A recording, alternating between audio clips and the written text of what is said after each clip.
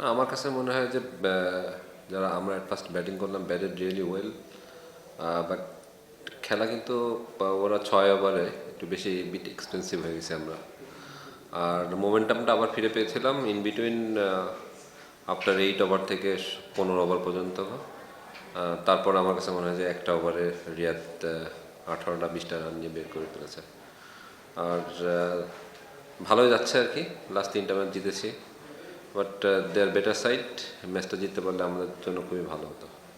One up মানে একটাই কারণ হতে পারে আমার কাছে মনে হয়, আপনি যদি একটু খেয়াল করেন যে মোস্তাফিজের এগেনস্টে আসলে সবকটা টিমই স্ট্রাগল করছে লাস্ট 4টে ওভার।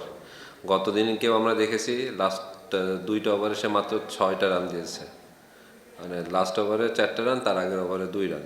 সো রংপুর এইখানেই জিতে যাচ্ছে প্রতিটা দিনে। লাস্ট 4 থেকে 5 ওভারে কেউ আসলে বেশি রান করতে পারছে না, যদি মানে ভালো স্টার্টও করে তারপরেও 15 ওভার পর থেকে স্ট্রাগল শুরু করে আর কি ওর বলে। সো আমার কাছে মনে হচ্ছে আমরাও এখানে একটু ফেল করে ফেলেছি। বাট তারপরেও আমার কাছে মনে হয় যে আমরা অন্য টিমের থেকেও একটু বেটার সাইড 170 রান করতে পেরেছি আর কি, আমার কাছে যেটা মনে হয়। বাট লাস্ট 5 ওভারে যে আর 10টা রান 15টা রান বেশি আসতো তাহলে ভালো হতো, বিকজ অফ মোস্তাফিজ। এই কারণে হয়তো বা আমরা ওইখানে উইকেটটা দিয়ে আসছি, রানও হচ্ছে না। ওভারঅল ফার্স্ট খেলাটা যদি আপনি ফলো করেন তাহলে কিন্তু অল্প রানে অল আউট হয়েছে একটা টিম, সেখানে মানে চেস করেছে। বাট আমার কাছে মনে হচ্ছে একটু ডিউ ফ্যাক্টর ছিল, রাতে একটু রান হয়। সেই ক্ষেত্রে উইকেটটা ভালো যাচ্ছে একটা মাঠে এতগুলো ম্যাচ।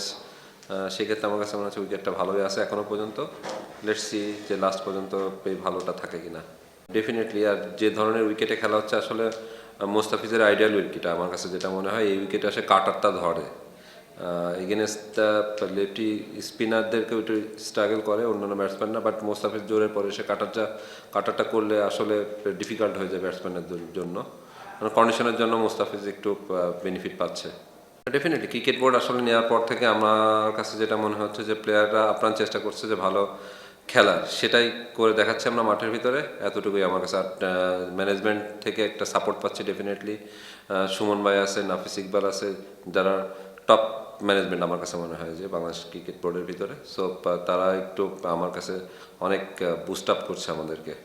লেটস সি, কোয়ালিফায়ার যদি করতে পারি তাহলে তো ভালো, খুবই ভালো। আমার কাছে মনে হয় 6টা ম্যাচ জিততে পারলে হয়তো বা সুপার 4-এ উঠতে পারবো। সেই কাজটা আমাদের টার্গেটটাই ফার্স্ট যে 6টা ম্যাচ জিতে তারপর আমরা সুপার 4-এ উঠি। দেন তারপর দেখা যাচ্ছে যদি ওইখানে একটা ম্যাচ জিততে পারি তাহলে ফাইনালে উঠতে পারবো আর কি।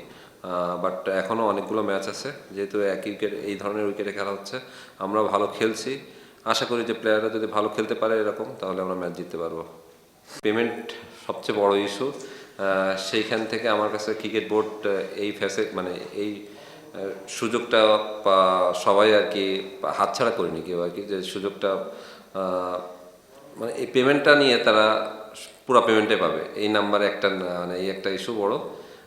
আর কিছু লাগে না আমার কাছে মনে হয়। প্লেয়ারদের আপ্রাণ চেষ্টা করে যাচ্ছে যে না ভালো ক্রিকেট খেলা, সেটাই মাঠে করে দেখাচ্ছে আমার কাছে যেটা মনে হয়।